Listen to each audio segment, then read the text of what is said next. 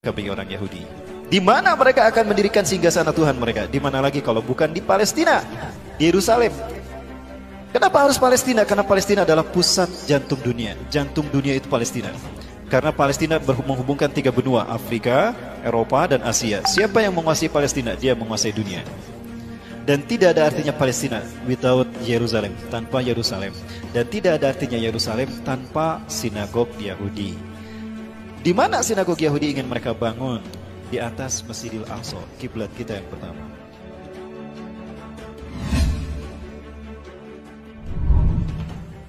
Mereka invisible hand, Zionis Yahudi. Mereka punya agenda besar. Nah, nggak boleh ada yang menghalangi agenda besar ini. Namun agenda besar ini sudah dibuka terang-terangan oleh Donald Trump. Inilah agenda besar, inilah final dari Zionisme internasional.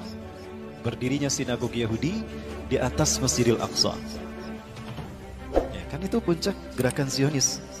Zionisme itu adalah kembalinya Zionis Yahudi ke Bukit Zion, kembalinya bangsa Yahudi ke Bukit Zion. Ya. Kenapa harus ke Bukit Zion? Karena the God who's waited, Tuhan yang mereka tunggu-tunggu akan segera turun di Bukit Zion. Karena milenium ketiga ini harusnya singgasana Tuhan berdiri bagi mereka di tanah Syam, Palestina. Tapi sampai sekarang sudah 300 terowongan dibuat, gempa sudah diuji cobakan, kok nggak hancur-hancur tuh Masjidil Aqsa? Mereka tidak tahu kalau Masjidil Aqsa ini dihalangi, dijaga oleh para malaikat. Nah, ini endingnya.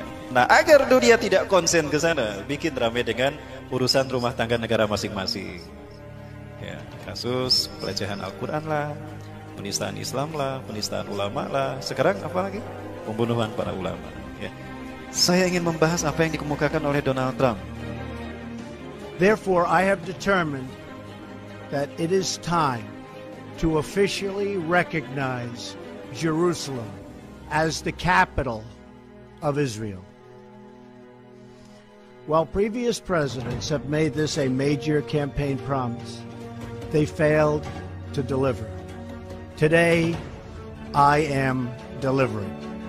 I've judged this course of action to be in the best interests of the United States of America and the pursuit of peace between Israel and the Palestinians. This is a long overdue step to advance the peace process and to work towards a lasting agreement. Israel is a sovereign nation with the right, like every other sovereign nation, to determine its own capital. Acknowledging this is a fact is a necessary condition for achieving peace. Inilah arti dari pernyataan Donald Trump. Hikmah yang bisa kita petik, makna yang dikandung dari tersirat pernyataan Donald Trump tadi. Today I recognize that the Jerusalem is the capital of Israel. Maksudnya memberikan izin kepada Benyamin Netanyahu untuk mewujudkan segera apa yang menjadi cita-citanya. Ya, ini cita-citanya Bapak Ibu. ברכה והברכה, אבל מצד צריך מגזם, זה ברכה והצלחה, תפלא ובתושיע, באתי לבקש את זה בכל העניינים, גם הלאומי. בזמן שישראל לאחרונה נמצא נתצו כמה עניינים, פתחו כמה. מה שרואה עוד, וגם מצא שעדיין משאיר ליבו, אז הייתה מה שהוא מה ידיעתו. ועושים. הכנראה שהיא מספיק, כאילו שהיום כבר שוד, כמה שוד בגיל עדיין ליבו, אבל יש עוד כמה שעות, אבל יש להשתדל גם היום, ובשורות טובות. יש שמחה וטוב ליבו. Sudah banyak kemajuan yang kamu lakukan Benyamin Netanyahu, maka kami pilih lagi jadi Perdana Menteri Israel. Padahal dulu sudah menjadi PM Israel dua periode. Ya, setelah itu diganti oleh Ehud Barak dari Partai Buruh, diganti oleh Ehud Ariel Sharon, lalu diganti oleh Ehud Olmert, kemudian diganti lagi oleh dia. Di antara Perdana Menteri Israel yang progresnya bagus untuk mendirikan singgasana Yahudi, singgasana Tuhan ini Benyamin Netanyahu. Dia bertemu dengan pimpinan Rabi Yahudi Zionis Ashkenazim. Dia berkata banyak kemajuan yang sudah kau raih, tapi ada satu ya yang belum berubah. Mesias belum juga datang. Ya, kenapa? Itu kan kata-katanya. משהו עוד, וגם משהו שעדיין משיח ליבו.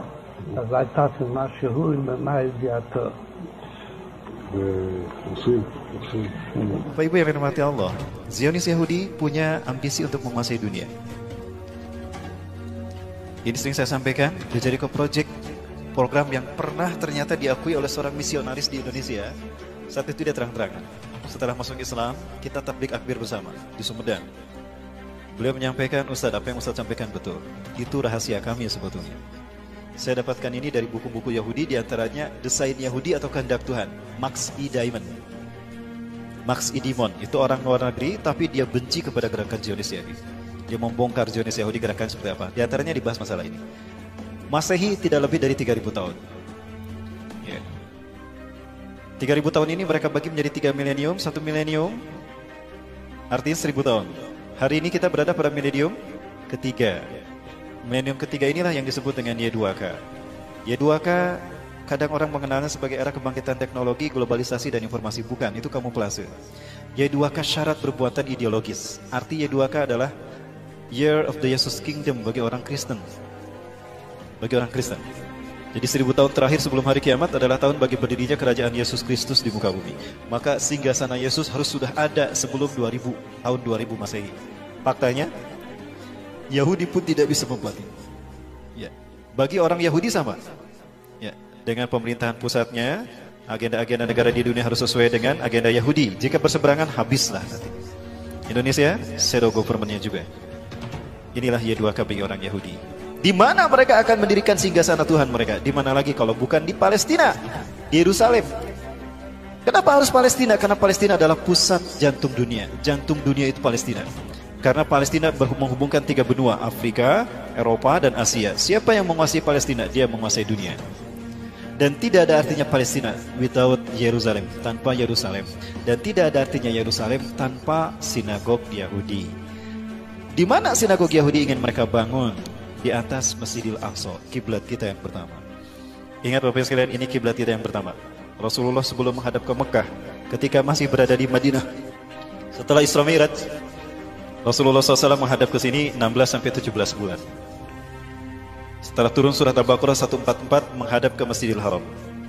Ya, masjid ini menjadi masjid pertama digunakan sholat asar menghadap ke Ka'bah. Tadinya kemana we para sahabat, kaum muslimin yang ada di Palestina sholatnya? Ayo nupa tonggong-tonggong, nupa harup-harup. Ya. Ada.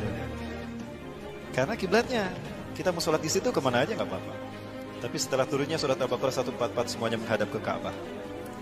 Apa yang terjadi? Lihat, pernyataan Donald Trump ini artinya memberikan izin kepada Yahudi untuk menghancurkan masjid ini dan mereka ganti dengan sinagog Yahudi. Ini nanti yang akan berdiri. Dan ini kesepakatan yang antara Yahudi dengan Amerika bahwa sinagog yang akan dibangun seperti ini. Mereka akan bersambung menyambut Tuhan mereka, Mesayah atau Al-Masih, teman-teman sekalian. Kalau ini terjadi dan kita masih hidup, malulah kita di hadapan Allah. Kita mayoritas tidak bisa melindungi kiblat kita yang pertama. Ya, lebih baik kita sudah syahid ketika ini terjadi.